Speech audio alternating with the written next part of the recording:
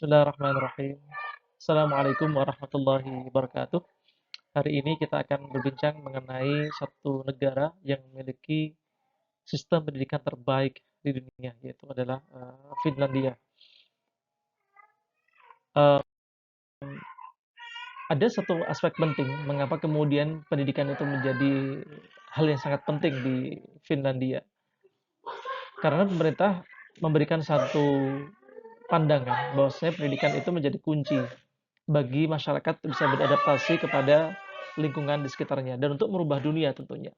Dan pendidikan menjadi salah satu tonggak atau penolong bagi mereka untuk mendapatkan berbagai macam eh, pekerjaan sehingga akan meningkatkan standar kehidupan manusia yang ada di wilayah tersebut.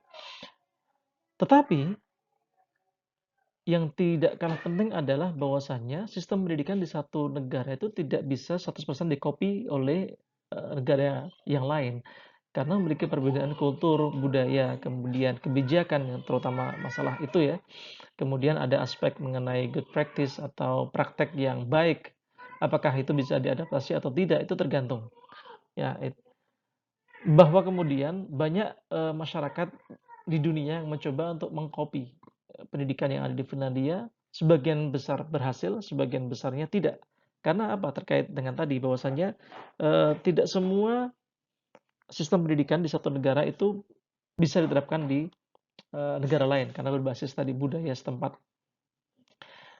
Finlandia memiliki kekuatan yang sangat luar biasa dan memiliki track record yang sangat hebat karena eh, pengelolaan atau kebijakan dari pemerintah itu sangat sangat luar biasa.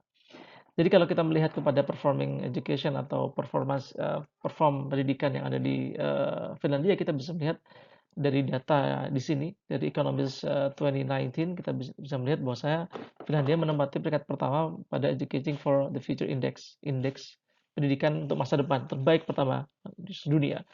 Kemudian pada aspek digital skills dari WEF Global Competitiveness Report pada 2020 menunjukkan bahwasanya Finlandia juga termasuk negara pertama top first di dunia pada aspek tertiary education, tersier, pendidikan tersier.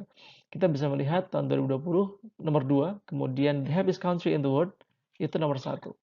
Nah, aspek yang keempat inilah yang kemudian tidak akan bisa kita duplikat, tidak akan bisa kita adopsi untuk sistem pendidikan di Indonesia misalnya.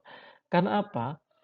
Dari data ini kita bisa melihat pada tahun 2021 bahwasanya Finlandia merupakan salah satu negara dengan masyarakat yang paling bahagia di Indonesia, di dunia. Itu indeks yang tidak bisa kita ubah jika kita kemudian mengaca kepada negara kita Indonesia. Lalu di mana letak kita? Apakah kita termasuk negara yang masyarakat itu bahagia? Bahagia di sini banyak aspeknya ya, dari aspek ekonomi, aspek sosial, masyarakat, hukum, aspek politik dan seterusnya.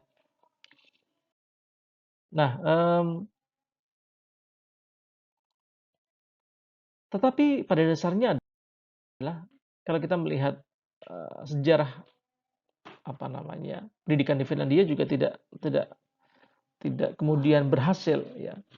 Ada ada jenjang yang perlu mereka mereka tuju, jenjang yang mereka kaji, jenjang yang mereka perbaiki sehingga pendidikan mereka bisa menjadi salah satu pendidikan yang terbaik di dunia hingga saat ini termasuk pada aspek kebijakan mengenai hukum pendidikan. Ya, kebijakan mengenai reformasi sekolah, pendidikan mengenai anak-anak di usia dini. Usia berapa mereka harus sekolah, berapa jam pelajaran yang harus mereka habiskan pada satu hari. Termasuk di dalamnya adalah school meals. Jadi makanan apa yang mereka konsumsi, ya. Sehingga itu sangat menunjang sekali untuk pertumbuhan otak. Di mana kalau kita melihat ada perbedaan sangat signifikan antara negara maju dengan negara berkembang pada aspek makan, ya. Kalau di negara berkembang itu yang penting kenyang.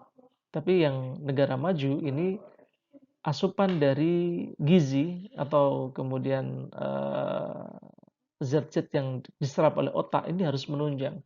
Sehingga tidak hanya kenyang semata yang dituju, tapi juga adalah asupan gizi yang bisa masuk untuk menunjang mereka dalam belajar, dalam berpikir dan seterusnya. Nah,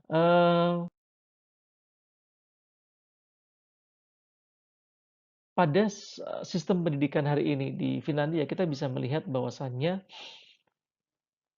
eee, anak itu baru masuk untuk TK itu di usia 6 tahun, ya pre-primary education. Kalau kita berkaca ke Indonesia di mana anak 4 tahun sudah bisa masuk ke TK, sangat jauh sekali perbedaannya.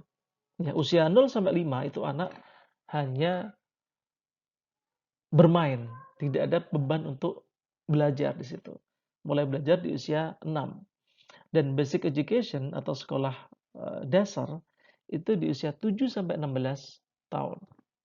Jadi 9 tahun, ya 9 tahun. Tapi yang menarik adalah bahwasanya dari usia 7 sampai 16 tahun ini mereka tidak dibebani oleh PR misalnya. Mereka tidak dibebani oleh tugas-tugas yang sangat, menguras energi. Bahkan dalam satu satu hari mereka hanya menghabiskan, 5 jam saja untuk berada di sekolah. Bayangkan kalau kita melihat, kita mengaca ke Indonesia, kita menghabiskan sampai 8, 9 jam di sekolah, kemudian pulang masih membawa PR, di sana tidak ada PR dan hanya 5 jam sehari. Dalam 1 jam pelajaran 45 menit, itu mereka memiliki istirahat 15 menit. Jadi misalnya ada 5 jam pelajaran, jadi tiap 45 menit mereka belajar, 15 menit mereka istirahat. Dan itu berlangsung dalam 5 sesi. Sehingga apa? Mereka ketika masuk ke sesi berikutnya, mereka sudah siap, fresh otaknya. Karena sudah ada jam istirahat 15 menit. Uh, dan kita juga bisa melihat pada karakteristik pendidikan di Finlandia bahwasannya otonomi atau kebijakan itu terletak kepada uh, masing-masing wilayah. Ya, tidak bersifat sentralisasi tapi desentralisasi. Bahwa kemudian wilayah-wilayah kalau di kita misal provinsi ya, itu mereka memiliki tanggung jawab yang tinggi untuk mengembangkan potensi yang ada atau potensi anak yang ada di kawasan tersebut. Misalnya, jika mereka di kawasan industri, pendidikan akan diarahkan ke arah sana. Mereka di kawasan pertanian, perkebunan diarahkan ke sana, sehingga kemudian masing-masing daerah memiliki kecenderungan atau keterampilan masing-masing dan tidak bisa di-compare dengan, apa namanya, wilayah lain. Sehingga karakteristik dari masing-masing daerah itu menjadi poin dan pendidikan yang unggul ada di sana. Selanjutnya adalah bahwasanya guru ini adalah satu pekerjaan yang sangat luar biasa, value-nya sangat tinggi. Bahkan untuk masuk di fakultas kedokteran dan fakultas pendidikan lebih susah dan lebih diminati fakultas pendidikan. Karena apa? Value dari guru ini menjadi salah satu aspek penting untuk kemajuan Finlandia. Karena dia berbasis adalah menyemai sumber daya manusia.